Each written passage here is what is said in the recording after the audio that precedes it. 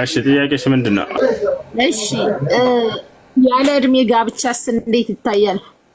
ነብዩ አሁን አይሻን ከማግባት አንፃር ይሄ ጥያቄ ሁሌ የሚፈጥርብኝ ነገር ስለሆነ ማለት ሁሉ ጊዜ ጥያቄ ስለሚፈጠርብኝ ከልጅቷ እድሜ አንፃር አንድ ነብይ ነው የተባለ ማኑት አባት እሺ አንድ ከነብይነት መስፈርት ሴት ልጅ በዚህ አመታት አግባ የሚል የትኛውም መለኮታዊ መጽሐፍ ላይ የለም። እሺ የትኛውም መጽሐፍ ላይ የለም። መጽሐፍ ቅዱስም ላይ ሊሆን ይችላል፣ ቁርአንም ላይ የነብይነት መስፈርት ሴት ልጅን በዚህ አመት ማግባት አለበት የሚል የለም። ሁለተኛ ነገር ምንድነው? ሴት ልጅ ለአቅመ ሔዋን ሳትደርስ ማግባት ይቻላል ወይ? አይቻልም። እንደ እስልምና አስተምህሮ እንደማይቻል በግልጽ ተቀምጧል። ክርስትና ላይ ግን ያልተቀመጠም። ነብያችን እንዴት እሳቸው እንኳን በዚህ እድሜዋ ሊያገቧት ቻሉ? ካልተቻለ አንድ ያዳምጪኝ መልስ ነው። ረጋ አዜብ ቀስ በይ እሺ፣ እስክመልስ ድረስ አዳምጪ። በመጀመሪያ የተቀመጠው ሕፃን ልጅን ማግባት እንደማይቻል ነብያችን ሰለላሁ ዐለይሂ ወሰለም ሲናገሩ አይሻ ሕፃን ልጅ ስላልሆነች ነው። ራሷ ነች የተናገረችው። ወደዛ እንመጣለን። ነብያችን ሰለላሁ ዐለይሂ ወሰለም ፋጢማ የምትባለው ልጃቸውን አቡበክር ስዲቅ የተባለው ሰው የነብዩ ሰለላሁ ዐለይሂ ወሰለም ባልደረባ የሆነው ሰው ለትዳር ጠየቀ። ዳሩኝ ባላቸው ጊዜ ለኢንሃ ሰጊራ አሉታይ እርሷ ሕፃን ነች አሉ። ዑመር ብን አልኸጣብ መጣ የእርሷን ሳያ ለኢንሃ ሰጊራ ለእርሱ ዳሩኝ ሲላቸው አይ እርሷ ሕፃን ነች አሉ። ስለዚህ ሕፃን ልጅ ማግባት እንደማይቻል ቃል በቃል ተናግረዋል። ሕፃን ልጅን ማግባት አይቻልም የሚል ግን መጽሐፍ ቅዱስ ላይ የለም በፍጹም። አንዲት ቦታ ላይ በግልጽ ግን ሕፃን ልጅን ማግባት አይቻልም ብለው ነብዩ ሰለላሁ ዐለይሂ ወሰለም ተናግረዋል። ወጥቷል። ይሄ ነው ግን አይቻልም ብለው እሳቸው የራሳቸውን ልጅም አይቻልም ለመዳር የከለከሉ ከሆነ እሳቸው ግን ያችን ያለ እድሜዋ እሷ የዘገበችው እኮ አለ ድንጋይ ሆኜ በቀረው በጣም ያዘነችባቸው ብዙ እንትኖች አሉ። ሰማለን ደስተኛ አልነበረችም። አሁን አንተ ለምሳሌ የራስህ ልጅ በዚህ እድሜ ትድራለህ? ማስረጃ ተሰማ አለ ማስረጃ መንገድ ስለያሳየን ትልቅ ተጣጥሽ እኔ ይዣለሁ ችግር የለም። የቱ ጋር ነው አለ ደስተኛ ነበረች ትለኛ አንተ በ9 አመቷ እኔ ሳልሆን ምለው ራሷ ያለችውን ነው ማሳየሽ። እኔ ራሷ ደስተኛ እንደነበረች ላሳየሽ ነው። ምን ታያለሽ? እስቲ ያሳየኝ። አሁን ማሳያችሁ ምንድነው ትልቁ ሰርፕራይዝ? እናታችን አይሻ ራሷ ለትዳር ጥያቄ ቀርቦላት ራሷ የመለሰችበት ራሷ ደስተኛ አልነበረችም ብላለች አይደለ? አዎ ደስተኛ ነኝ በትዳሩ ያለችበትን ቃል በቃል ነው ማሳያችሁ። አታውይ አንተ ኩኒ ዘውጅ ኩላ ሳይሽሽ በዚህ እድሜ የትኛውም ሴት ማለት ያላስበ ቆይ አሁን ማስረጃ ሳይሽ ነው ከራሷ አንደበት እያልኩኝ ነው። አዜብ የት አድርጊ ደስተኛ ነኝ ብላ ቃል በቃል የተናገረችበትን ላሳይሽ ነው በትዳሩ። መልከቱ ያውና ወደ አማርኛ ቀይረላችኋለሁ። ሐዲሱን ዘጋቢዋ አይሻ ነች። ምንጩ የት ይገኛል? ያውና ኢብኑ ሒባን 7095 ላይ ሌሎችም የሐዲስ መዛግብቶች ላይ ታገኙታላችሁ። እዚህ ላይ አማ ተርዳይን ነብዩ መሐመድ ሰለላሁ ዐለይሂ ወሰለም እንዲህ አሉኝ አለች አይሻ። ራሷ ነች የምትዘግበው። አማ ተርዳይን ደስተኛ አትሆኝምን አንተኩኒ ዘውጀቲ ፊ ዱንያ ወልአኺራ በዚህም ዓለም በቀጣዩም ዓለም የኔ ሚስት መሆንን ደስተኛ አትሆኝምን? ቁልቱ አልኮኝ በላ እንዴ በጣም ደስተኛ ሆናለሁ እንጂ አለች። እንዴታ አንተ የአላህ መልእክተኛ ደስተኛ አሉን?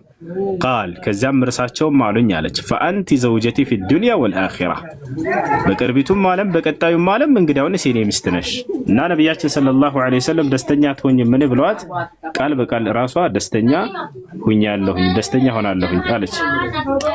ያውና እዚህ ጋር ጉግል ላይ ደስታ የሚለውን መርካት ወይንም አትረካምን በሚለው ተርጉሞታል። ወደ አማርኛ ስቀይርላችሁ ሐዲሱን የዘገበችው ያው አይሻ የምእመናን እናት ይላል። ወጥቷል። አይሻ የምእመናን እናት ራሷ ስትናገር ብላለች በዚህ ዓለምም ሆነ በመጨረሻውም ዓለም ሚስቴ መሆን አትረካምን ብለው ተርጉሞታል። አትረኪምን ደስተኛ አትሆኝም ማለት ነው። አልኩት አዎ ደስተኛ ነኝ። እርሱም እንግዲያውስ በዚህ ዓለምም ሆነ በመጨረሻውም ዓለም ሚስቴ ነሽ አሉኝ። ስለዚህ ራሷ ቃል በቃል በዚህ በትዳር ደስተኛ እንደምትሆን ተጠይቃ አዎ ደስተኛ ሆናለሁኝ ብላ ትዳሩንም በራሷ እንደበት ተቀብላ የተፈጸመ ነው ማለት ነው። አሁን ስለ አቅመ አዳም ለማን ነው? ስለ አቅመ ሔዋን መድረስ ምልክቶች ላስረዳሽ፣ ወይንም የምታውቂ ከሆነ አንቺ መስፈርቶችን አስቀምጪልኝ፣ በዚያ አይሻን እንለካት። አንዲት ሴት ለአቅመ ሔዋን ደርሳለች የምትባለው በእርሷ ላይ ምን ምን ምልክት ሲታይ ነው? አዜብዬ እስኪ ንገሪኝ። ለምሳሌ ከደረቷ አካባቢ ጡት፣ እንዲሁም የወር አበባ። ሌላኛው ነገር ደግሞ በራሷም አለ አይደለ አፍረትን ስታመጣ ነውርና አፍረትን ክፉና ደጉን በምትለይበት ሰዓት እንጂ አሁን ለምሳሌ እኔ የ9 ዓመት ልጅ ወንድ ልጅ አለኝ፣ ሴት ደግሞ እንደዚሁ የእህት ልጆች አሉ። ያቺ ልጅ እዚህ እድሜ ለደረሰ ለትልቅ ሰው መዳር፣ አሁን አንተ ያንተ ልጅ ሴት ልጅ መዳር ትፈልጋለህ? በዚህ እድሜዋ ትድራታለህ? አንተ በእኔ ቦታ ብትሆን? አሁን ጥያቄው ስህተት ነው። ጥያቄው ስህተት ነው ያልኩብሽ ምክንያት አሁን እየጠየቅሽኝ ያለሽው አሁን ስላሉ ልጆች ነው አይደለ? ግን ሐዲስ የሚያወራው አሁን ስላሉ ልጆች ሳይሆን የዛሬ 1447 ዓመት በፊት የነበሩ ትውልዶች ናቸው። አንድ ጥያቄ ልጠይቅሽ፣ በዚሁ አንቺ በጠይቅሽው አለ የ11 ዓመት ልጅ ሰፈርሽ አይተሽ ታውቂያለሽ? አሉ። አዎ፣ የ11 ዓመት ልጅ ቢያገባ ምን ትያለሽ? ትስማሚያለሽ? በፍጹም አላደርገውም፣ አልደርምም፣ እቃወማለሁ። በጣም ጥሩ፣ በጣም ጥሩ። በዚያ ዘመን የ11 ዓመት ልጅ ያገባ ነበር ወንድ ልጅ። ከዚያ በ13 ዓመቱ ወለደ። ምን ትያለሽ? አየሽ፣ አሁን አንድ ነገር መጽሐፍ ቅዱስ ላይ ያለ ነገር ልንገራችሁ። አንድ ነገር የሰው ልጆች ተክለ ሰውነት ከአዳም ጀምሮ 60 ሜትር ነበረ። ማነው 30 ሜትር ነበረ ወይንም 60 ክንድ ነበሩ። ኃጢአትን ባደረገ ቁጥር የሰው ልጅ በምድር ላይ ተክለ ሰውነቱን እየቀነሰ መጥቶ ነው። ገብቶሻል አይደለ? በአዳም ጊዜ የነበረ ትውልድ ከኖህ ጋር ከነበረ ትውልድ ጋር አይገናኝም። በኖህ ዘመን የነበረ ከአብርሃም ጋር የነበረ አይገናኝም። በአብርሃም ጊዜ የነበረ በሙሴ ዘመን ከነበረ ጋር አይገናኝም። በሙሴ ዘመን የነበረ በመሲህ አንዴ የሰው ተክለ ሰውነት ከጊዜ ወደ ጊዜ እየቀነሰ መጥቶ ነው እያልኩሽ ነው። አላህ አዳምን ሲፈጥረው 60 ክንድ ነበር ይላሉ ነብዩ ሰለላሁ ዐለይሂ ወሰለም። ተሻል ዛሬ እንደምናያት የ2 ሜትር ማትሞላ ሰዎች አልነበሩ። ቃል በቃል ነብያችን ሰለላሁ ዐለይሂ ወሰለም ሲናገሩ ብላሉ ኢነላህ ኸለቀ አደም ዐላ ሱረቲሂ ጡሉሁ 60 ዚራዓን አሉ። አላህ አዳምን ፈጠረው፣ ሲፈጥረው ሚዛኔ 60 ክንድ ነበር አሉ። ልጆቹም በምድር ላይ ኃጢአትን ባደረጉ ቁጥር ጸጋን እየተነጠቁ መጡ። ኃጢአት ጸጋን ይነጥቃል አይደል? አዜብ አዎ፣ ያንን ባደረጉ እየቀነሰ መጣሉ። ስለዚህ የዛሬ 1447 ዓመት በፊት የነበሩ ትውልዶች ወንዶች ራሱ ገና በ11 ዓመታቸው ያገቡ ነበር፣ ትላልቆች ነበሩ እኮ። ይኸውልህ የ11 ዓመቱ ከ9 ዓመቷ አይሻ ጋር ቢጋባ እኮ ለእኔ ኖርማል ነው። ምክንያቱም ከአቅምም አንጻር 9 እና 11 ኖርማል ነው ልትል ትችላለህ። ግን እሳ የ54 ዓመት ሽማግሌና ያችን የምታህል ልጅ አንተ ብትሆን በራስ ታደርገዋለህ ከሚል አንጻር ነው እንደ ሰውኛ ስናስብ። ምንም ማድረግ አይቻልም። ጥያቄ ያለ ይቀጥል። ለመስማት ዝግጁ አይደለችም። 53 የሚለውን በደጋገም ይዛለች። አይ ጥያቄ ያለው መቀጠል ይችላል። አይውላስ ጥያቄ ከጠየቃችሁ እያንዳንዱ ቃል በቃል ለምትጠይቀው እየመለስኩላ ነው። ደስተኛ አይደለችም ማለት አይ ደስተኛ ነኝ ብላለች ብዬ እየነገርኳት አሳየዋት። እያንዳንዱ ለምትጠይቁት መልስ እየተሰጣችሁ እንደገና ያንን ነገር አይወራችሁን አትዝጉት። ያ ስለመቀበል ያንን ዝግጁ ሁኑ። ወጣችኋል። በዛን ጊዜ ዛሬ 1447 ዓመት በፊት የዛሬ 1447 ዓመት በፊት የ9 ዓመት ልጅ ተደራለሁ ልጅህን ብትለኝ አወድራለሁ። አሁን ግን አንቺ የጠየቅሽው አሁን ነው። ይቻላል አይደል? አሁን ነው። የዛሬ 1447 ዓመት በፊት የነበሩ ልጆች የ11 ዓመት ልጅ ዛሬ ተድራለሽ አልድርም ማለት የዛኔ ግን ያገባ ነበር። ወጣችኋል። ስለዚህ አይሻ ምን ለማለት ነው ባጭሩ ወጣት ሴት ነበረች። ተክለ ሰውነቷ የደረሰች ወጣት ሴት ነበረች። ወጣችኋል።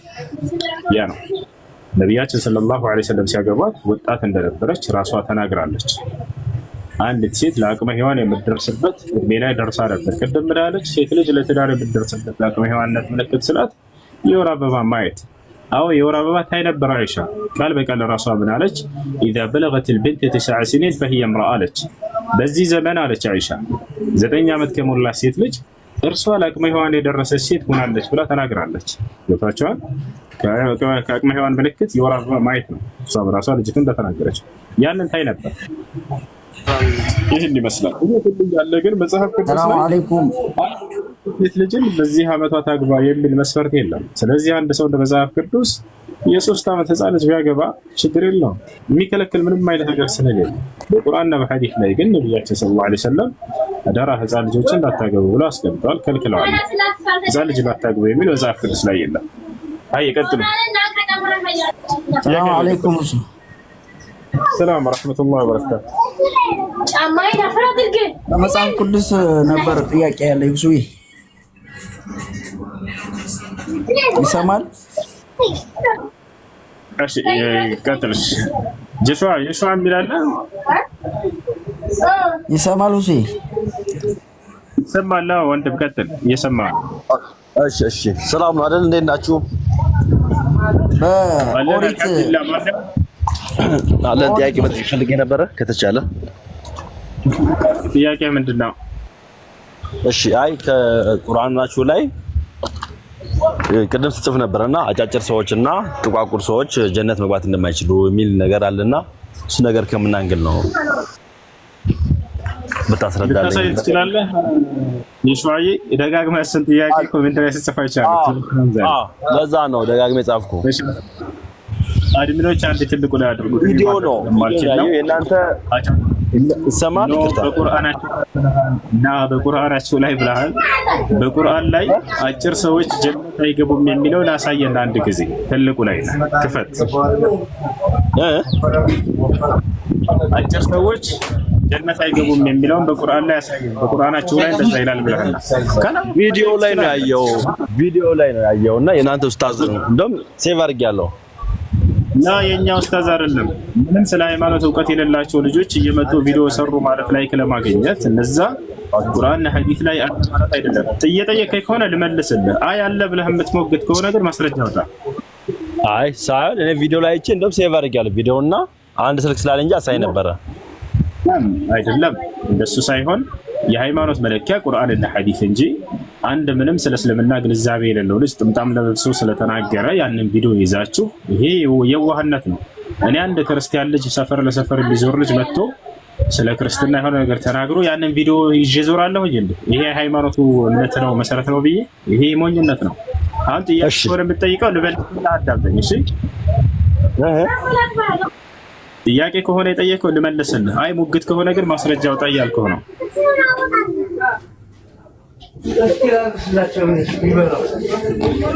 ይሰማል? የሹዓ አለ የሹዓ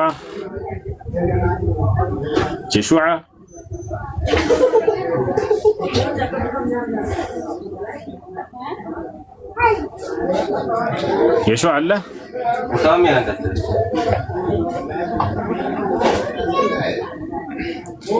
ወረደ በራሱ ጊዜ ቄስም ዝም መጽሐፉም ዝም አለ።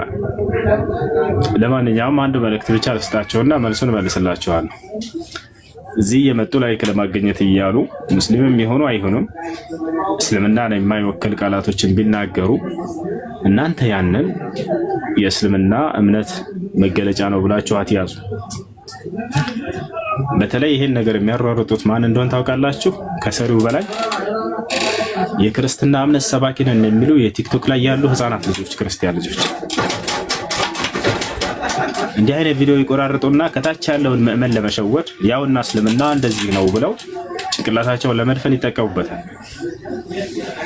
የዛኔ ግን እናንተ የእውቀት ባለቤቶች ከሚባሉ ሰዎች ጋር ሄዳችሁ እንዲህ አይነት ቪዲዮ ደርሶን ነበር፣ ይሄ እንዳው እውነት ነው ወይ ብላችሁ አረጋግጡ። የዛኔ ቪዲዮውን በሰራው ሰው ላይ ሳይሆን ወቀሳቸው ሊሆን የሚገባው ምንም ሳያረጋግጥ ለእናንተ ያቀበላችሁ የእምነት መሪዎቻቸው ላይ ነው ሊሆን የሚገባው።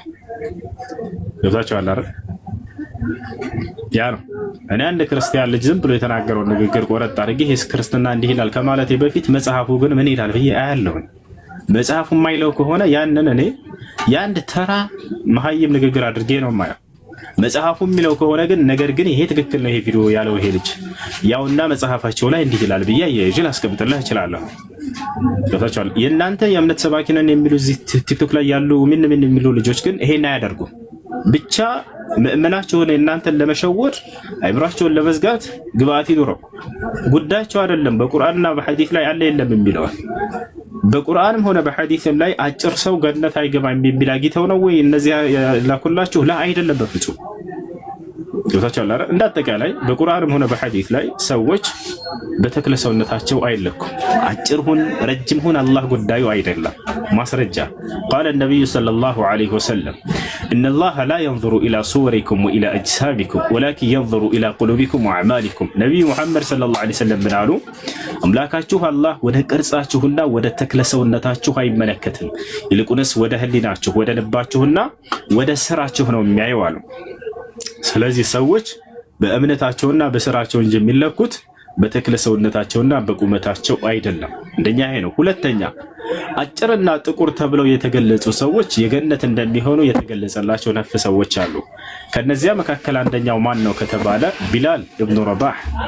ቢላል ኢትዮጵያዊው ሀበሻዊው ጥቁሩ ባሪያው የተናቀውን ነብዩ መሐመድ ሰለላሁ ዐለይሂ ወሰለም አንተ ጥቁር ሰው አላሉት፣ ይቅርታ አንተ ሰው የገነት ነህ ብለው መስክረውለት ሰሚዕቱ ቀርዐኒ ዐለይከ ፊል ጀና አሉት።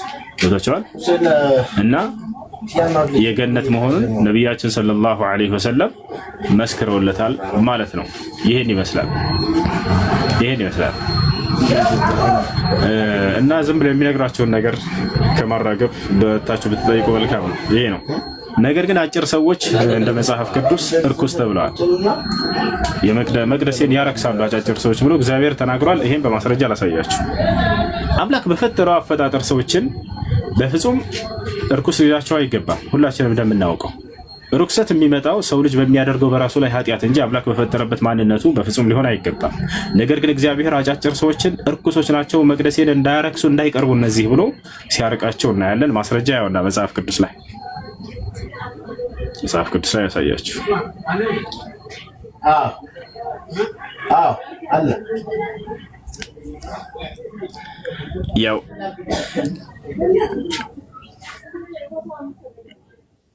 እሺ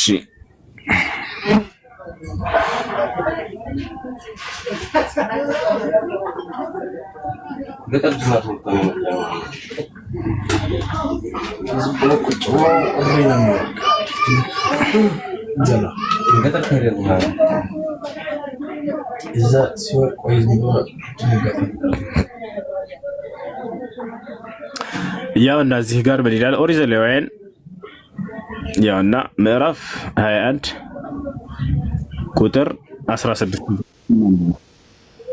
ምን ይላል? እግዚአብሔር እዚህ ጋር እግዚአብሔርን ሙሴን እንዲህ ብሎ ተናገረው ይላል። ተመልከቱ። ለአሮን እንዲህ ብለህ ንገረው፣ ከዘርህ በትውልዳቸው ነውር ያለበት ሰው ሁሉ የአምላኩን እንጀራ ያቀርብ ዘንድ አይቅረብ አለ። እውር እንግዲህ ነውር ያለባቸው ብሎ እውር አለ፣ ወይንም አንካሳ፣ ወይንም አፍንጫ ደፍጣጣ፣ ወይንም ትርፍ አካል ያለው፣ ወይንም እግረ ሰባራ፣ ወይንም እጀ ሰባራ፣ ወይንም ጎባጣ፣ ወይንም ድንክ አጭሮች ማለት ነው፣ ወይንም አይነ መጭማጫ፣ ወይንም እከካም፣ ወይንም ቋቆቻም፣ ወይንም ጃንደረባ ነውረኛ ሁሉ አይቅረብ አለ። ለምን እንደሆነ ታውቃላችሁ? መቅደሴን ያረክሳሉ ብሎ ይገልጻቸዋል። ቀጥሎ ምን ይላል? ከካህኑ ከአሮን ዘር ነውር ያለበት ሰው የእግዚአብሔርን የእሳት ቁርባን ያቀርብ ዘንድ አይቅረብ፣ ነውረኛ ነው አለ። የአምላኩን እንጀራ ያቀርብ ዘንድ አይቅረብ።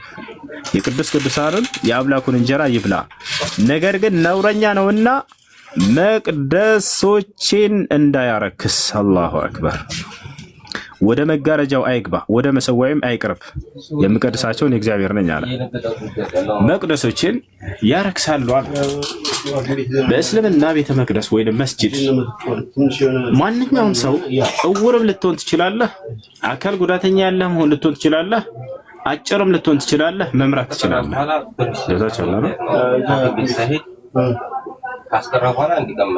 በየትኛውም ተክለ ሰውነት ላይ ሆነ የነቢያችን ሰለላሁ ዐለይሂ ወሰለም አንዱ የቤተ መቅደስ ኃላፊ መሪ ያደረጉት ማየት የተሳነው ሰው ነበር። እውር ነበር። ካነ ረጁል አዕማ፣ ማየት የማይችል ሰው ነበር። አሁን እዚህ ጋር ህሊናቸውን ጠይቁ። አምላክ ነው አይደል በዚህ ተክለ ሰውነት ሰዎችን የፈጠራቸው አጭር አድርጎ፣ እንደገና እነዚህ መቅደሶችን እንዳይቀርቡ ያረክሳሉ ብሎ ቢናገር ትላላችሁ? በተክለ ሰውነታቸው ማለት ነው። ከአምላካችን ከአላህ ግን ሰዎች የሚያረክሳቸው ኃጢአት ብቻ ነው። ያንንም እንዳውም ንስሐ ካደረጉ አምላክ አላህ ሱብሓነሁ ወተዓላ ሊያቀርባቸው ቃል ገብቷል። እንደውም ኑ እያለ ይጠራቸዋል። ሰው ልጅ በራሱ ላይ ርኩሰትን ያመጣል እንጂ ኃጢአትን በማድረግ አምላክ በፈጠረው ማንነቱ እርኩስ ተብሎ ሊገለጽ አይገባም። ራሱ ፈጥሮ ራሱ አጭር አድርጎ ፈጥሮ ራሱ አይነ መጭማጫ አድርጎ ፈጥሮ አሁን ቻይናዎች ይሄን ቢያዩ ምን ሊሉ ነው?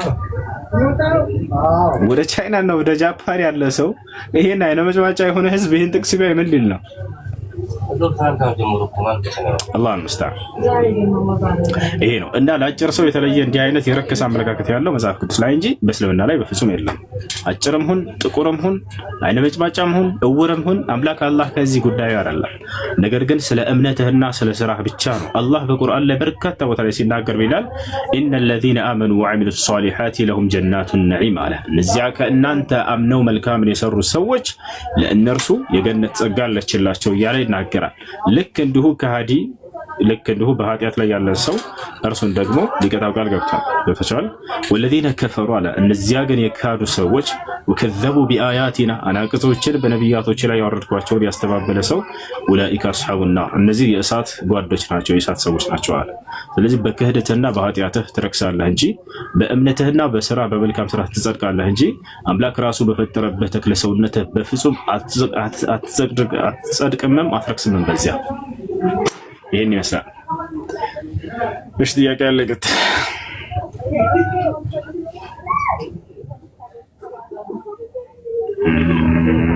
ሰላም አለይኩም ሁሱ ወአለይኩም ሰላም ወራህመቱላሂ ወበረካቱ። ሰላም ነው አሎ አልሐምዱሊላህ። ጥያቄ ነበረኝ። እሺ ውሻ አለበት እና ውሻ ነያሳ ለሐጩ ምን እንደሚነግስ አውቃለሁ። ነገር ግን መላእክት ለምን ነው የሚያግደው? እሺ ነቢያችን ሰለላሁ ዐለይሂ ወሰለም ሲናገሩ መልአኩ ጅብሪል ዐለይሂ ሰላም ወደ እርሳቸው ጋር መጣ። መልአኩ ጅብሪል ዐለይሂ ሰላም ለነብዩ መሐመድ ሰለላሁ ዐለይሂ ወሰለም በዚህ ጊዜ እመጣለሁ ብሎ ቃል ገብቶላቸው ነበር። በዚያ ጊዜ ግን ጠበቁት፣ ዘገየ፣ አልመጣም።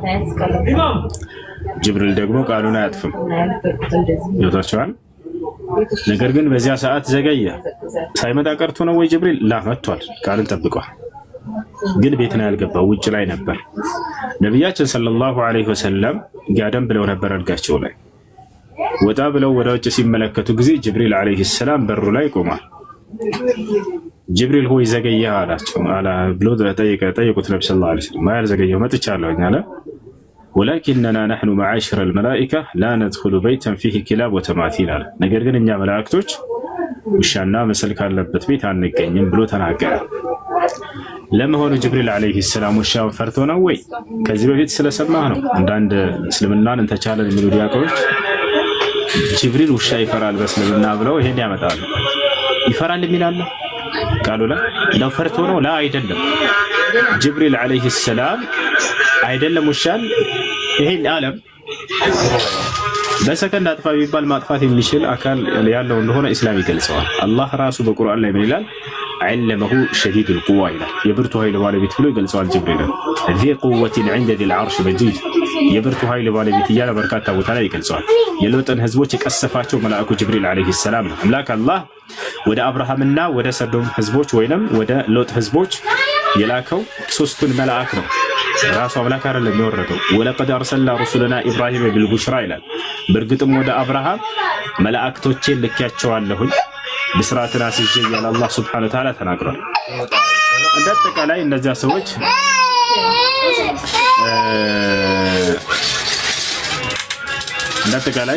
ወደ መልአኩ ስመጣ ጊዜ ፈርቶ ሳይሆን ነገር ግን መልአኩ ጅብሪል ዐለይሂ ሰላም ነጃሳ ከሆነበት ቦታ ስለማይገኝ ነው። መላእክቶች ተብሎ እዚያ ቦታ ላይ ሁሉም መልአክ ነው ወይ? ላ ሁሉም መልአክ አይደለም የታሰበበት። ማን ነው የታሰበው ከተባለ ራሱ ጅብሪል ዐለይሂ ሰላም ነው። ታዲያ ለምን መላእክቶች ብሎ በብዜት ገለጸ ከተባለ هذا يعني يقال عنه في عند الأصوليين عام يراد به الخصوص ቃሉ ጥቅል ሆኖ ነገር ግን አንድ ግለሰብ ብቻ የሚታሰብበት ነው። ለዚህ ማስረጃ ከቁርአን ልስጣችሁ። ለምሳሌ ወደ ማርያም አለይሃ ሰላም የመጣው መልአክ ማን ነው? ልጆች ኮሜንት ላይ መልሱ። ወደ መርየም አለይሃ ሰላም የመጣው መልአክ ማን ነው?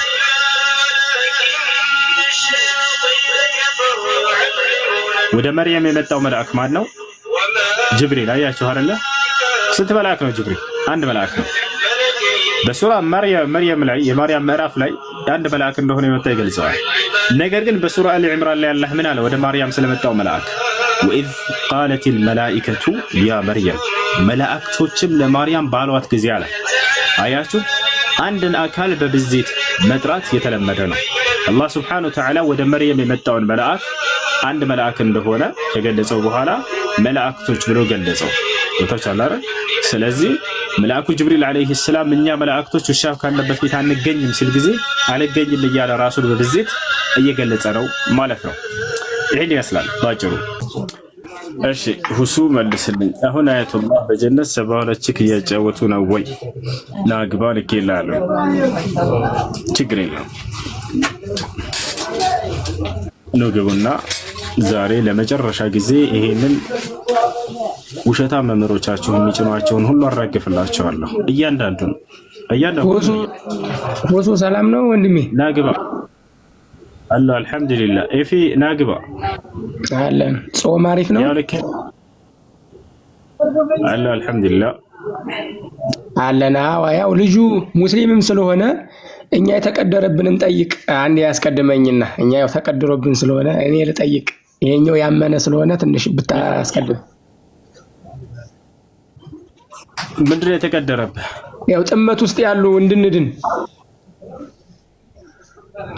ወደ ጥያቄ ግባ። አይ ቅድም ካነበብካት ላይ እስኪ አይነ መጭማጫ ምናምን ላልከው አይገባም እንዴ? እሱን ብታሳየን መልሰ ብዬ ነበር። ኦኬ ካየኸው በዚያ ላይ ሐሳብህን ንገረን። ጥያቄ ምንድነው?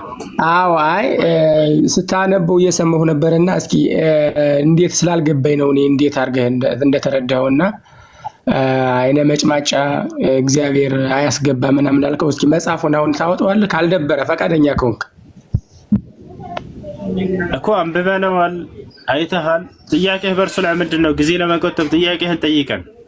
ያልተረዳኸው ነገር ምንድነው? ጥያቄ አይ ያልተረዳሁት ሳይሆን አንተ ያልተረዳኸው ነው የምነግርህ። ሁሱ ለምን ነው ያልተረዳኸው? ምክንያት እኔ ምን ነበር ያልኩት? አንተማ አይነ መጭማጮቹ እነዚህ ጉዳት ያላቸው በጥቅሉ ወደ መቅደስ አይገቡም ነው ያልክ አንተ። እና ከምን አንፃር እንደተባለ አልተረዳኸውም። ኖ ቆይ መጽሐፉ እንደሱ ይላል አይደለም? እኔ እንዳልኩት እና ይሄ ትእዛዝ የሚባለው ለነማን ነው ያለ ይላል እኮ። ግን ከምን አንፃር ነው የፈታኸው አንተ? ማነው ሳይሆን ነው መጽሐፉ ይላል አይደለም ነው ሁሱ። ይኸውልህ አንድ ነገር ልንገርህ፣ አንዳንዴ መጽሐፉ ከምን አውድ ነው የሚፈታ የሚለውን ማወቅ ጥሩ ነው። መጽሐፉ ይላል ወይስ አይደለም? አሁን ያልከውን አንተ የደገምከውን ነው ያልኩት። መጽሐፉ ይለዋል አይለው? መጽሐፉ የሚለው ከምን አንፃር እንደሆነ ፍቀድልኝ አብራራለህ። ከምን አንፃር እንደሆነ መጽሐፉ ይላል ወይም አሁን ያልከውን አንተ ብለሃል ብለህ ይላል። መጽሐፉ እኮ አለ፣ መጽሐፉ ላይ ያለ ከምን አንፃር ተባለ ይሆን? አንተ አልተረዳኸውም። ዝም ብለህ ነው አንተ ጥሬውን ያነበብከው። አባቶች የጫኑን ትርጓሜ ተናገር። ግን መጽሐፉ አንተ እንዳልከው አይልም አትበል፣ ዋሽተሃል አትበል። ትርጓሜ አይደለም በቃ ለኔ ከራስ ሁሱ እኔ ከራስ አንድ ነገር ልንገርህ፣ መስዋዕት ማዘጋጀት አይችሉም። አጭር መሆን ኃጢአተኛ ነው አላለም? አጭር መሆን ኃጢአተኛ ነው። አንድ ሰው አይነ ስውር ቢፈጠር የኃጢአት መገለጫ ነው። አዎ ያረክሳሉ አለ እግዚአብሔር። የሚያረክሱት ሁሱ ለምሳሌ አይነ መጭማጫ ቢገባ ቅዱስ መስዋዕቱን ያረክሳል። ለምን? ከአይኑ የሚወጣ ነገር ስላለ። ሰምተኸኝ ነው? ምንድነው ከአይኑ አይነ መጭማጫ? አሁን ቻይናዎች አሉ፣ ከአይናቸው ምንድን ነው የሚወጣው አይነ መጭማጫ? የቻይናው ያንኛው የሚመጣው በሰዓቱ በብሉይ ኪዳን ለምጽ አለ። በለምጽ ሲመቱ ጉዳት ይደርስባቸዋል። ስለዚህ መስዋዕቱን ስለሚያረክሱ ነው። ስለ ለምጽ አላወራም አንቀጹ። ለምጽ የለም እለፍ እሱን። አይነ መጭማጫዎች ወይንም አይናቸው ትናንሽ የሆኑ ሰዎች ምንድነው ከአይናቸው የሚያመጣው ችግር? አንድ አይነ ካፋቸው ፈሳሽ ነገር አይወጣም። አንደኛ ያቆ ወደ ቅዱስ ሲጀመር የሚል መስዋዕት ለማዘጋጀት ነው። አይናቸው የሚወጣለ ብሎ ነበር። አሁን ካፋቸው የሚወጣ ነገር የለም ወይ አለ ሁሱ። ልንገርህ አይ ሁሱ የለም። አይ ተው፣ እኔ አንተ ጋር መጨቃጨቅ ፈልጌ ያለውን እውነታ ነው። ስለ መጽሐፉ ስላለ ታነበዋለህ፣ ወደኋላ ተመለሰ። ይሄ እኮ ለአንተ ይጠቅምሃል፣ ለመከራከሪያ የእኛን መጽሐፍ ማወቁ ትጠቀምበታለህ። አንተ ግን ልንገርህ የሚለው ከላይ ጀምረህ መስዋዕት የሚያዘጋጁ የመረጠ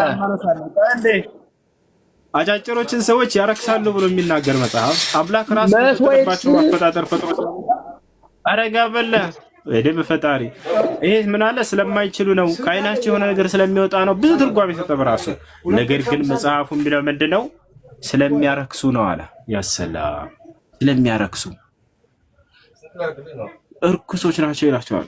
ይሄ ብቻ አይደለም፣ ሴት ልጅን በወር አበባ ጊዜ እርኩስ ናት ይላል አይደል? እግዚአብሔር እሷን ራሷን ማለት ነው እርኩስ ናት ይላታል። እርኩስ ናት ለሚለው እኮ ቁርአን ላይም አለ። ሁሱ የሴቶች ምዕራፍ ላይ አለ እኮ ምዕራፍ 4 ጀምሮ አለ። እርኩስ አትቅረቧት የሚል አለ።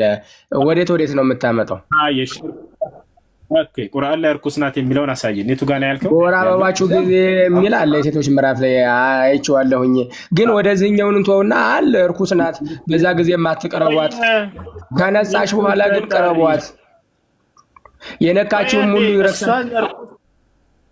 አታዳም እንደ ማውራት ብቻ ነው እንዳልችል አዳም እሷን እርኩስ ያላት የቱ ጋር ነው በቁርአን ላይ? እኔ ግን መጽሐፍ ቅዱስ ላይ ሴቶችን እርኩስ እንዳላቸው እግዚአብሔር አሳያለሁ። ሴት ልጅ በመጽሐፍ ቅዱስ በጣም የተናቀች ነች። እግዚአብሔር እርኩስ እያለ ነው የሚጠራት። እኔ ከራሴ አንዳች አልናገርም፣ እንዳነበብኩ እናገራለሁ። ንግግሬም ቅን ነው፣ በማስረጃ ከራሳችሁ መጽሐፍ እንጂ ከራሴ አልናገርምና። ዳሩ ግን ትምህርቴ እስከ መጽሐፍ ቅዱስ ነው። አሁን ላሳይህ ነው ሴቶችን እርኩስ እንዳላቸው እግዚአብሔር። ነገር ግን አንተ በቁርአን ላይ አንዲት ቦታ አላህ ሴትን እርኩስ እንዳላት ልታመጣ አትችልም። የቱ ጋር ነው እርኩስ ያላት? ማስረጃ አምጣ አለ ብለሃል። የቱ ጋር ነው ያላት? አጸያፊ ናት የሚል የለም። ሴት ልጅ አጸያፊ ናት የሚል የለም። ሴቷን በፍጹም እንደዛ አይላትም። ሴት ልጅ ውድ ነች ብሎ ነው የሴቶች ምዕራፍ ላይ በማንስትሬሽን ጊዜ ነብዩ ሰለላሁ ዐለይሂ ወሰለም ስለ ሴት ሲናገሩ አጸያፊ ናት ሳይሆን ውድ ፍጥረት ነች ነው ያሉት። ማስረጃ ቃል ነብዩ ሰለላሁ ዐለይሂ ወሰለም لا تكرهوا البنات فإنهن المؤنسات الغاليات። አረብ ሀገር የምትኖሩ ሙስሊሞችም ክርስቲያኖች ሴቶች ልጆችም ትሰማላችሁ። ጋሊ ነው ይሄ ነገር ሲሉ ምን ማለት ነው? ልጆች እስኪ ኮሜንት ላይ ጻፉት። ጋሊ ማለት ነው ትርጉሙ ይጽፉልሃል። አሁን ሙስሊሞችም ክርስቲያኖችም የማዳም ቅመሞች ጋሊ ማለት ነው። ይሄ ኮሜንት ላይ ውድ ማለት ነው። ሴት ልጅ በእስላም በዚህ ቃል ነው የተገለጸችው። ላሳይ ይችላል። አውጥቶ ነብዩ ሰለላሁ ዐለይሂ ወሰለም ሴት ልጅ የዚህ ዓለም ውድ ፍጥረት ነች ብሎ ነው የገለጿት። لا تكرهوا البنات فإنهن المؤنسات الغاليات። እንደ መጽሐፍ ቅዱስ ከተባለ ሴቶች እርኩሶች ናቸው ተብሎ ነው የተገለጹት። አንደኛ በምትወልድ ጊዜ እርኩስ ነች። የወር አበባን በምታይ ጊዜ እርኩስ ነች። ከርሷ የሚወጣውን ደም ቢል ችግር የለውም ነበር፣ እንስማማለንሽ። ያ ነገር ደም ነው፣ ደም እርኩስ ነው ቢል ነገር ግን መጽሐፍ ቅዱስ ላይ እንደዛ አይደለም። ደሙን ሳይሆን እርሷን ራሷን ነው እርኩስ የሚላት። እንተመልከቱ፣ ማስረጃ ላሳያችሁ። መጽሐፍ ቅዱስ ላይ ያውና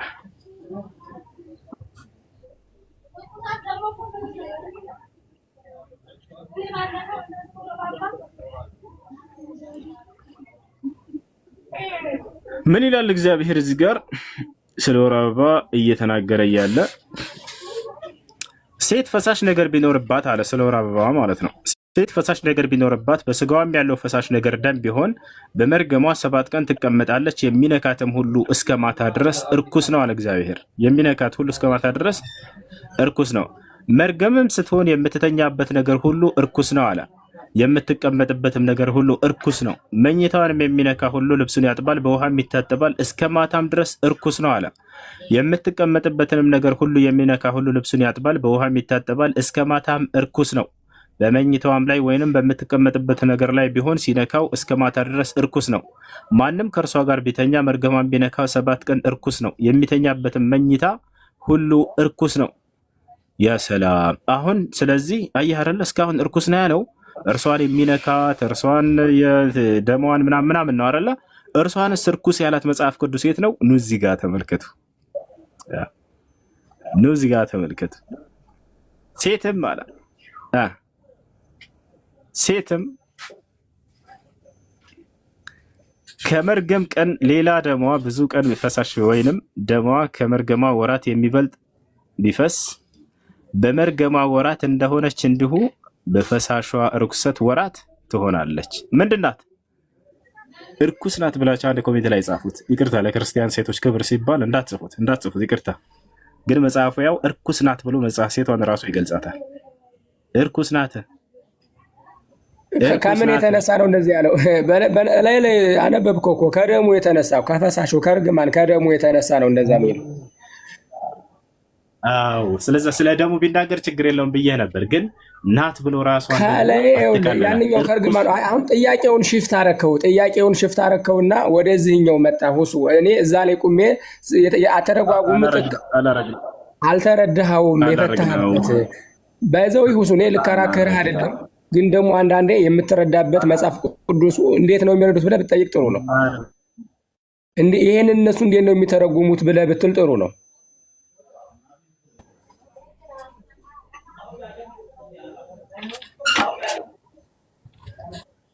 እኛ አይደለንም የምንረዳው፣ ራሱ መጽሐፉ ያስቀመጠው ነገር ነው።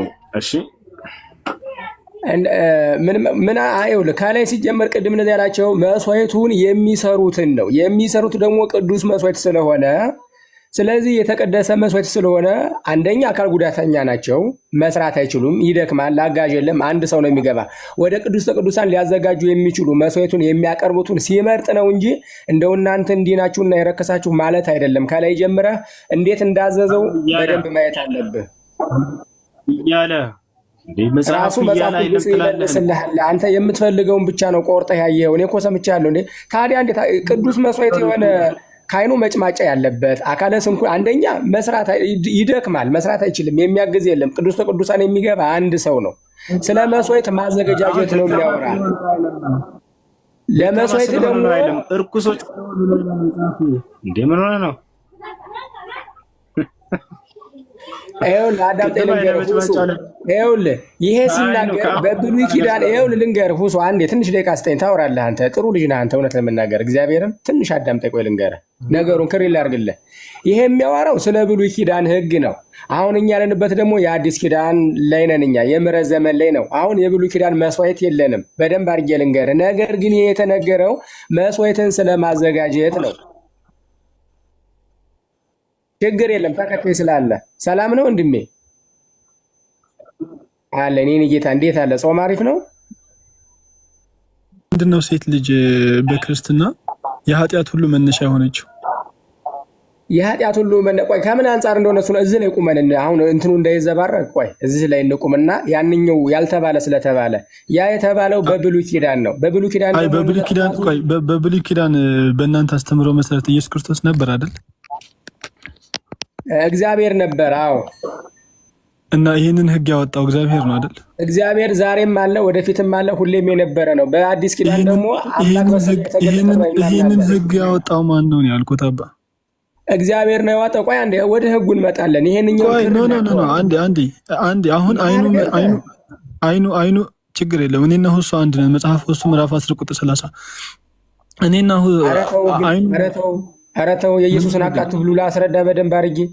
እውነት እኮ እየጠየኩ እኮ ነው ገና ሳልጠይቅህ ገና አይኑ መጭማጫ የሆነ ሰው ወይ ደግሞ መጭማጫ ማለት አይኑ ደቃቃ የሆነ ሰው ምን በደለ? በስነ ስርዓት ያያል። አይኑ የአንድ ሰው ትልቅ ነው፣ የአንድ ሰው ትንሽ ነው። ምን በድሎ ነው የማይገባው? በጣም ጥሩ። አሁን ጠይቀኛል። ትንሽ ጊዜ ስጠኝ በል። እኔ እንደሰማሁ አጥር አድርገህ አሁን እንትን እንዳትለኝ ሳልኖር እንደባለፈው አርቅቄው ልምጣ ምናምን እንዳትል አጥር አድርገህ በዚህ አለልም። የእኔ ጌታ በጣም እወዳችኋለሁ። የምሬን ነው። እግዚአብሔር በሚያውቀው አንተ ነህ ለካ። እሺ የእኔ ጌታ ምን መሰለህ፣ አሁን አይነ መጭማጫ ከምን የሚባለው ምን መሰለህ፣ በብሉይ ኪዳን መርገም የሚባል ሕግ አለ። ሰዎች እግዚአብሔርን ሕግ አላውቅ ሲሉ በለምጽ ይመታሉ። በዛ ምክንያት ወደ ቅዱስ ቅዱሳን መስዋዕት ገብተው ማዘጋጀት አይችሉም። በለምጽ ይመቱ ነበረ በብሉይ ኪዳን። እኛ ሕግ አለ በብሉይ ኪዳን አይደለም። አሁን አይኑ ደቃቃ የሆነ ሰው የምን ለምጥ አለበት? ምን አደረገ? አይኑ መጭማጫ አይኑ የጠበበ እኮ ማለት ማየት የተሳነው ነው እኮ ነው። ወደ ቅዱሳን ገብቶ መስዋዕት ማዘጋጀት ማየት የተሳነው ማለት አይደለም። ተው አማርኛ እንችላለን። አማርኛማ በአንድ ሀገር ወንድም አለ አብረን እየኖርን ለምን እኮ አይኑ መጭማጫ ማለት አይኑ ደቃቅ የሆነ ሰው አይኑ ትልቅ ያልሆነ ሰው ማለት ነው። የመጀመሪያ ለእግዚአብሔር መስዋዕት የሚያዘጋጅም ሆነ መስዋዕቱ የተመረጠ ነው። ከበጉ ጀምሮ የብሉይ መስዋዕቱን መስዋዕት ካነበብከው ቀንዱ ያላከረከረ እሱን አላልኩም። ለእግዚአብሔር ንጹህ ነገር መች ታስወራኛለህ? አሁን እንዴት አድርጌ ላውራታል ልናገር ታዲያ? እሺ ተውት በቃ ይሄንን እንተውና ቅድም ስለ ሴት ልጅ አንስተው ነበር አይደለ? ይሄንን በቃ ፎር ዘ ሴክ ኦፍ አርጊመንት ፎር ዘ ሴክ ኦፍ አርጊመንት በቃ እዚህ ጋር 1203 ላይ ተረተናል። በቃ በእርሱ ሀሳብ ተረተናል።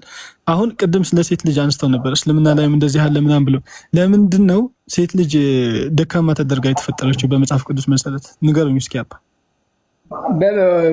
ደካማነት በእስልምና እኮ ሴት ልጅ ጎደሎ እኮ ናት። ለምንድን ነው የሚንጠለጠሉት? በእስልምና ያለው እንመጣለን። ለምንድን ነው ደካማ ተደርጋ የተፈጠረችው? ከምን አንጻር ነው እረዳሃለሁ። እኔ በእስልምና እኮ ንገሩኝ፣ ከምን አንጻር ነው? ኧረ አንዴ አባ ምን ንገሩኝ፣ ከምን አንጻር ነው ከምን አንጻር ነው ደካማ የሆነችው? መጽሐፉ እዛው ላይ ያለልህ አይደል? ደካማ በምን እንደሆነ እኮ ንገሩኝ፣ ከምን አንጻር ነው? አይው አንጣና የኛ በሴቶቻችን ይኸውልህ ነቢያት አሉ ሴቶቹ ገብቷል አይደል? አልተባሉም አባ ኧረ አባ ትልቅ ሰው ኧረ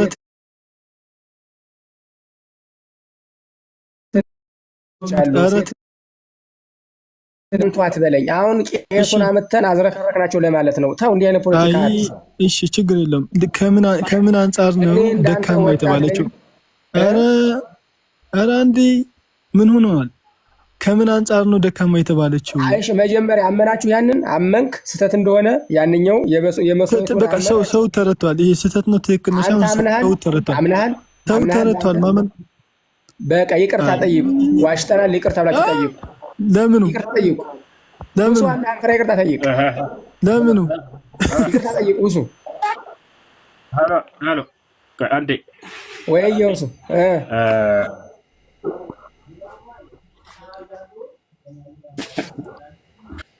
አዴ ልጆች ታብ ለምን አታደርጉም? ገስት ላይ ሰው አይታይም። ታብ ብታደርጉ የተሻለ ነው። ለማንኛውም መጽሐፍ ቅዱስ ወደ መቅደሶቼ እንዳይገቡ ብሎ ከጠቀሳቸው ሰዎች መካከል አጭር ሰዎች፣ አይነ መጭማጫ፣ አፍንጫ ደፍጣጣ፣ በደንብ አዳምጥ ሳልኖር እከካም ቋቁቻም በራሱ አምላክ ወዶና ፈቅዶ በፈጠረባቸው አፈጣጠር ከፈጠረ በኋላ እነዚህን ከመቅደሶቹ ሲያግዳቸው እናያለን። ወደ መቅደሴ እንዳይገቡ ያለ ወደ መቅደሴ እንዳይገቡ ያለበት ምክንያት ምንድነው? እርኩሶች ስለሆኑ ስለሚያረክሱ መቅደሶቼን ብሎ ተናገረ። ገብቶሃል አይደል? ይሄ ትክክል ነው ወይንስ ስህተት ነው? ለመጨረሻ ጊዜ ተናገር ሳልነው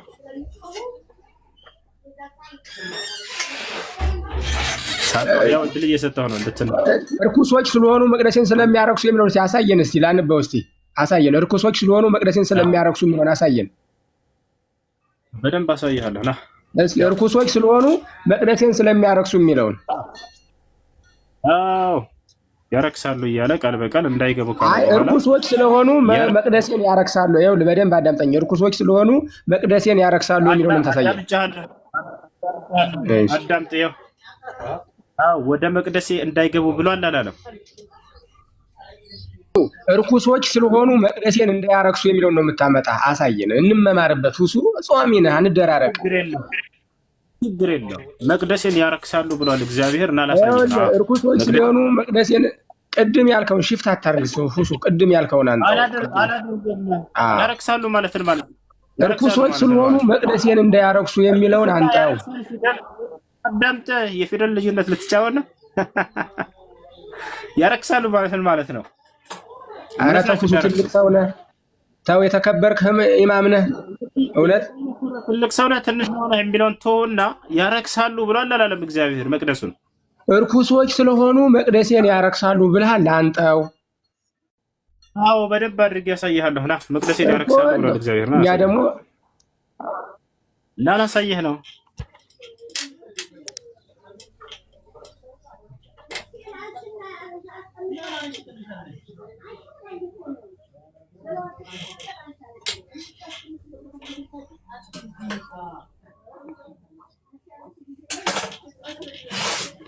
እና ከዚህ ጀምረህ አንብበው እግዚአብሔር ምን እንደሚል ጉር ተመልከቱ።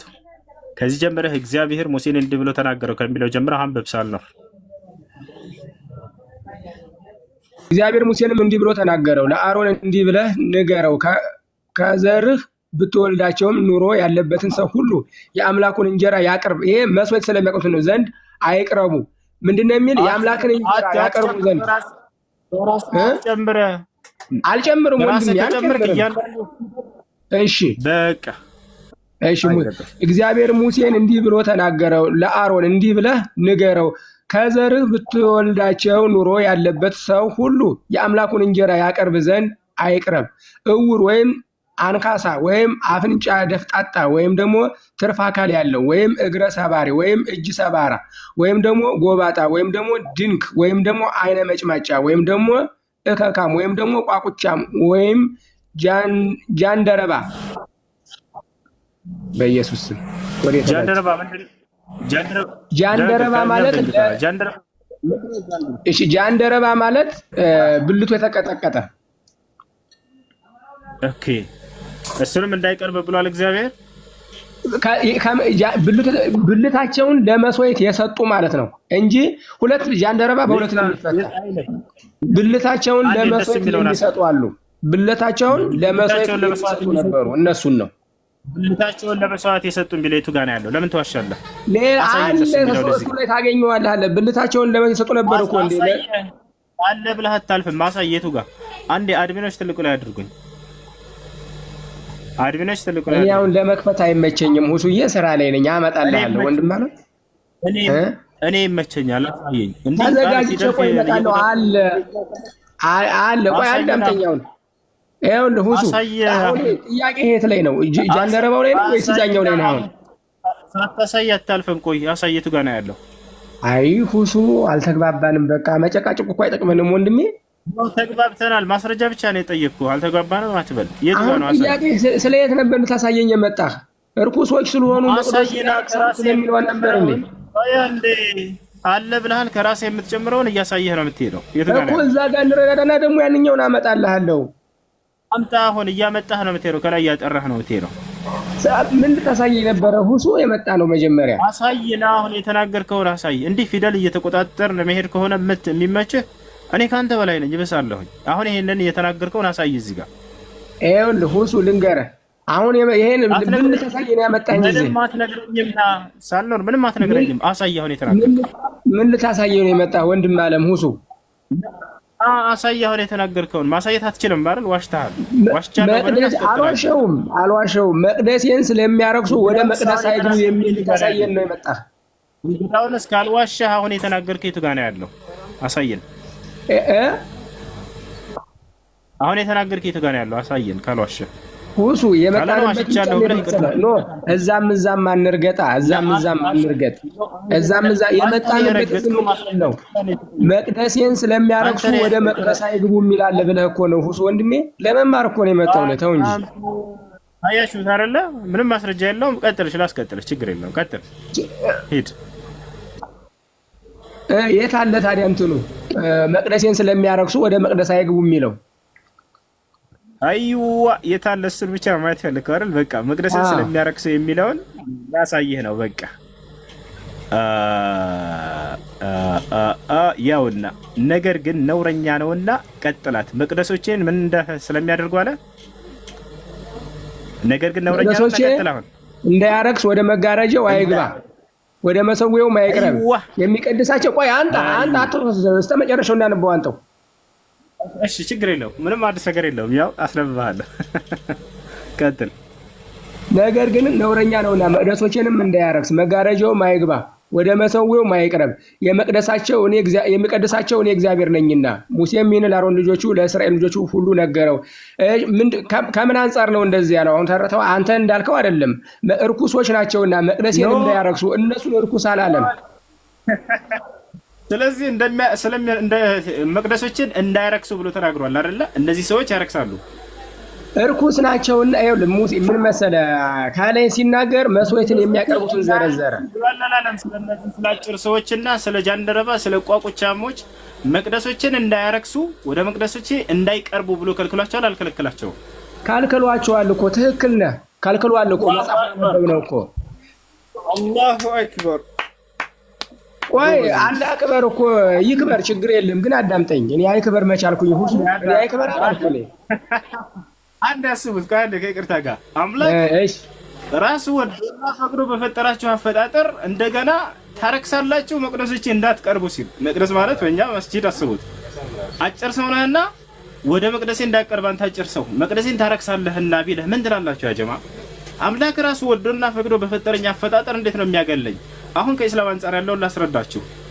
በእኛ እውር ተብሏል። አንዴ ፍቀድልኝ አንዴ ስለሰማው አንዴ እሺ አንዴ የኢስላምን ታላቅ ውበቱን ደግሞ በዚህ በኩል ልግለጽላቸው። ችግር የለም እናውቀዋለን፣ ችግር የለም።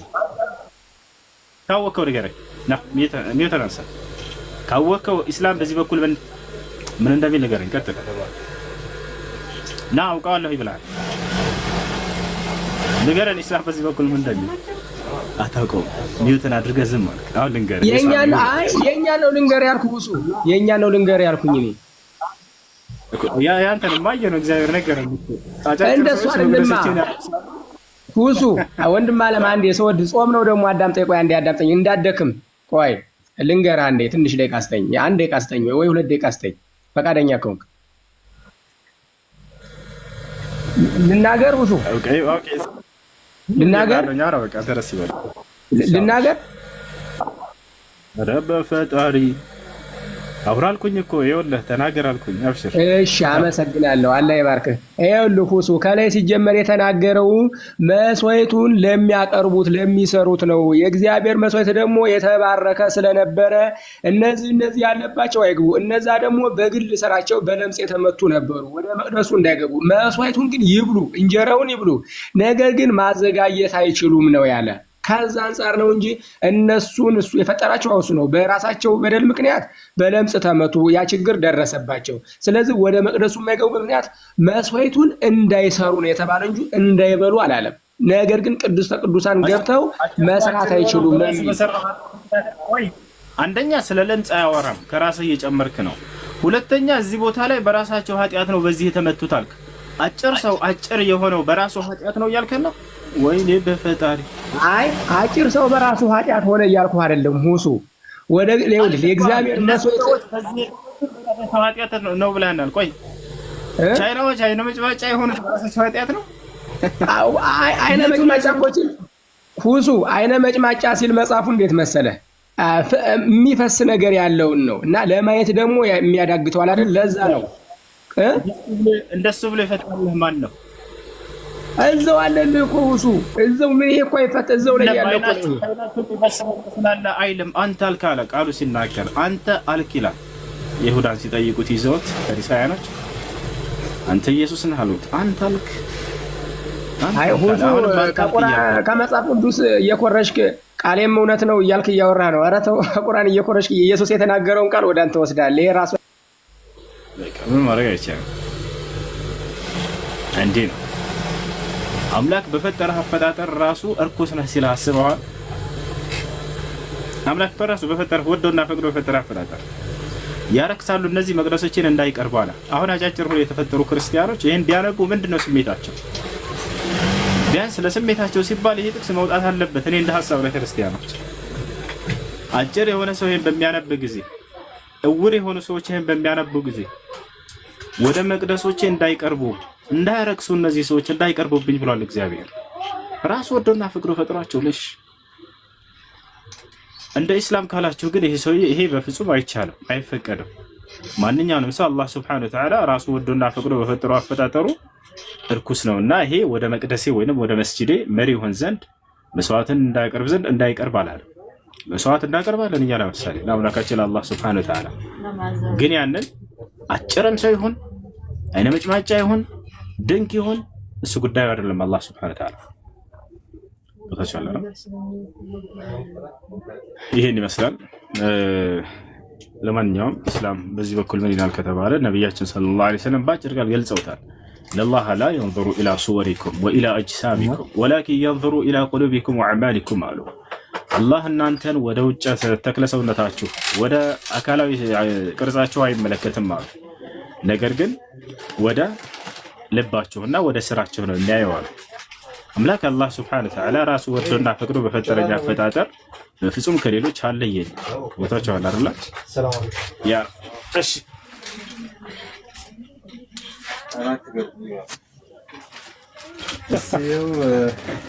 አንሻለሁ ግን እሺ ማሄር አለ አስራርና አይቼው ነው የምጨርሰው ገና ማለት ነው።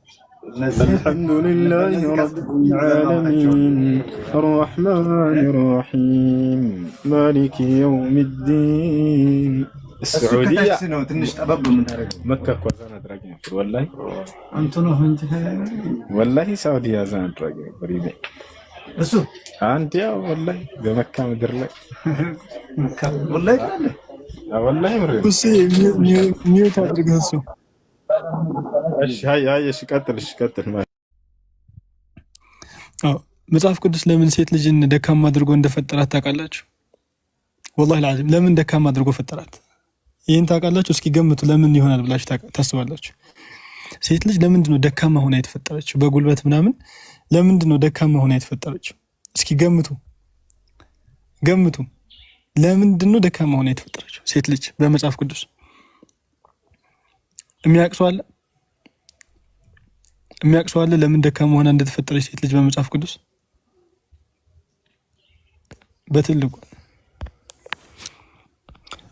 በትልቁ አድርጉኝ አንዴ፣ በትልቁ አድርጉኝ ላሳያችሁ። በትልቁ አድርጉኝ አንዴ፣ አድሚኖች አላችሁ። ሴት ልጅ በመጽሐፍ ቅዱስ ደካማ ሆና የተፈጠረች ለምን እንደሆነ ታውቃላችሁ? እንድትደበደብ ቀጥቶ ገርፎ እንዲያኖራታል። መጽሐፍ አክሲማሮስ ማለት የኤጲፋኒዎስ መጽሐፍ ነው። ሴት ልጅ ተገርፋ እንድትኖር እንዲያስተዳድራት ማለት ገርፎ ደብድቦ አለ።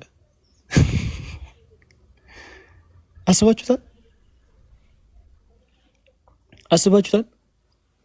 አንዳንድ ጠንካራ ሴቶች ከጎልምሳ ታግለው ለማሸነፍ ሲደርሱ ይታያል።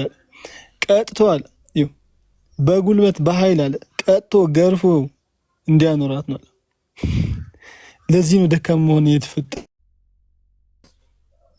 በመጽሐፍ ቅዱስ። ሴት ልጅ ለዚህ ነው የተፈጠረችው። ይሄንን መጽሐፍ ተሸክመው ነው እንግዲህ እስልምናን እንትን ለማለት የሚሞክሩት፣ ለመተቸት የሚሞክሩት ማለት። ምድር ላይ ላለው ኃጢአት በሙሉ ተጠያቂ ማን እንደሆነ ታውቃላችሁ? በመጽሐፍ ቅዱስ መሰረት ታውቃላችሁ? ምድር ላይ ላለው ኃጢአት በሙሉ ተጠያቂ ማን እንደሆነ ታውቃላችሁ? ታውቃላችሁ ወይስ ልንገራችሁ?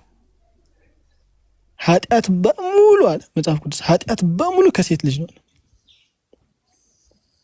ሁሉ ኃጢአት ሴት ልጅ የኃጢአት ሁሉ መነሻት፣ የሁሉም ኃጢአት መነሻ ናት።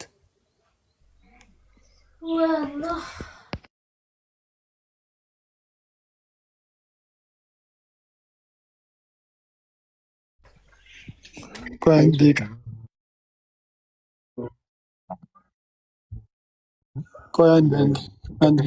አንዴ ይሰማል?